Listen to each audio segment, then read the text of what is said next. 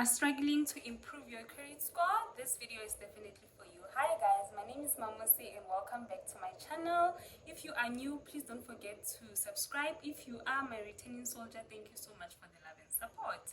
We will be focusing, guys, on 3 factors that can help you improve your credit score. Number 1 being the late payment or missed payment. Guys, it's very important for you to pay your debts on time. Why? 35%. Yes, you heard me correctly. 35% of your credit score is mostly reliant on your payment history. So the more you pay your debts, credit and whatever on time, the greater chance of your credit score improving. And if you have more late payments or missed payment, it will obviously negatively impact your credit. So please guys, please, and sadly it takes up to 7 years, yes, 7 years guys, for the record to completely be removed. Some lenders are lenient enough to look at 2 years, but it can go up to 7 years. So we don't want to find ourselves in a situation whereby that one mistake, 2 mistakes that we made haunt us for the whole 7 years.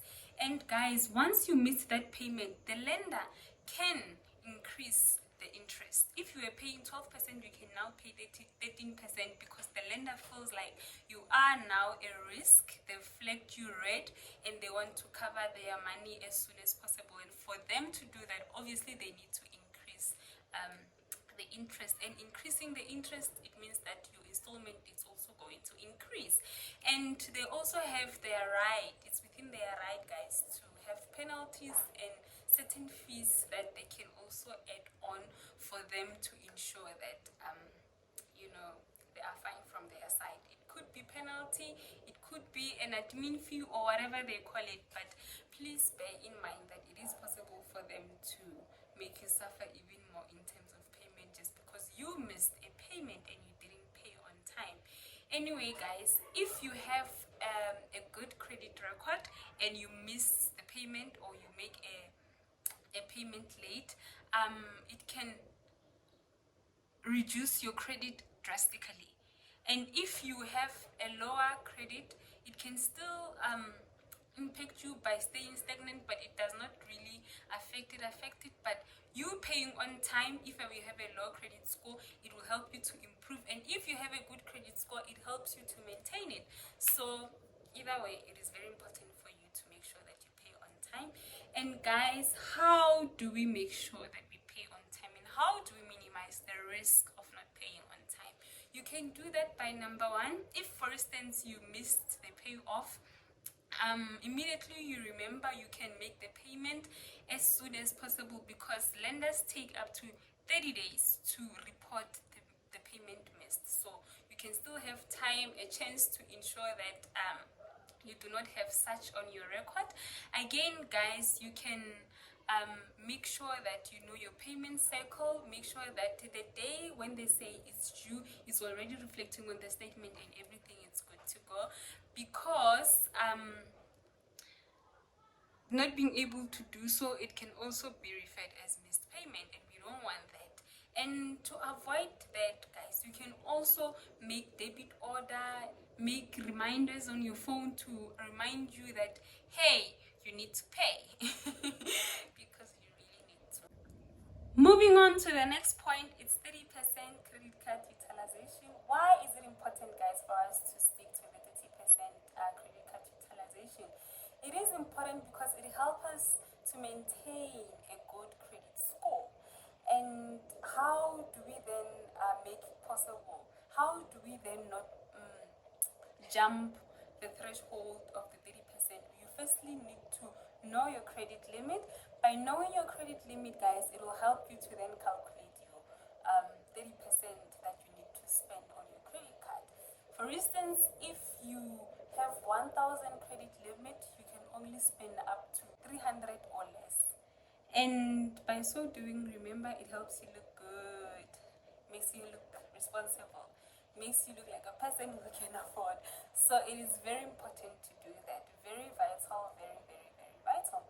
Anyways, moving on to the next point with the credit card utilization is to monitor it guys. Not only do you need to know, but also need to monitor it to ensure that you are within your threshold. How do we then monitor? You can monitor by regularly checking the balance to see if I'm still within my 30%, and you can also set an alarm to say, can you please alert me once I am nearing my 30% so that I don't exceed it. And guys, it is very important, if you can, to settle your debt for that month so that you do not have a carrying balance, because the carrying balance also will make it very difficult for you to not miss the threshold. And of which this one I don't promote, but certain people have multiple credit cards, so that they can be able to have a threshold of 30%, 30%, 30%, and not miss it. And what I can advise, if ever you feel like 30% is quite small for you, you can then increase your credit limit. Ask for a credit limit increment, guys, so that you can still stick to your 30% utilization. Moving on to our last point, guys, being the hard inquiry. A hard inquiry is when you apply for a new credit and the lender decides to then request for your credit report. And once they do that, it will sit on your credit report, and it can last for up to 2 years there, and it can affect your credit for more or less 12 months. So it is very important, guys, for us to avoid hard inquiry to maintain a good credit score. And how do we then avoid it? You can avoid it, guys, by number one, avoiding new credit applications. If you feel like you need more money, you can ask for a credit limit. If you can't ask for a credit limit, or you really need a new lender, you can then look for pre-approved credit card or whatever that you will be applying for. And then if you still can't get that, you're not that privileged enough to be pre-approved, you can then, guys, inquire first before you can even apply.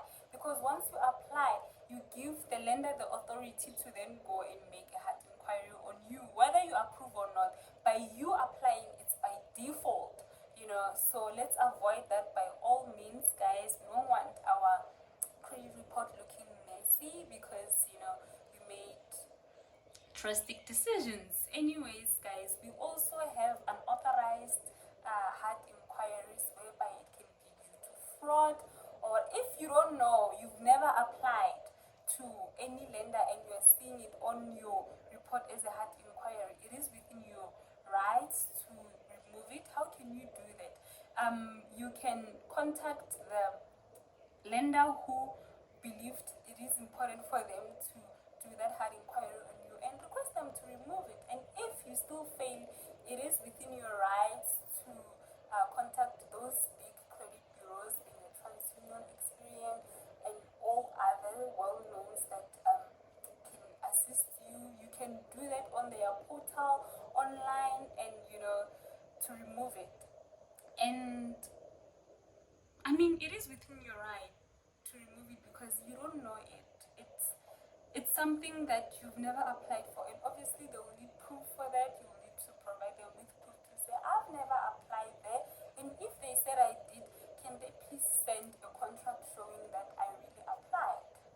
I mean, we also have rights, right? Anyways, guys, this is the end of our video. I hope you've learned something. I hope you'll avoid those mistakes if ever you've already done them. Let's improve our credit record, guys, and be those people who are in good books with the credit bureaus. Anyway, I love you guys so much, and if ever you are seeing this part, it means you've came to the end of my video, and thank you so much. Have a blessed day.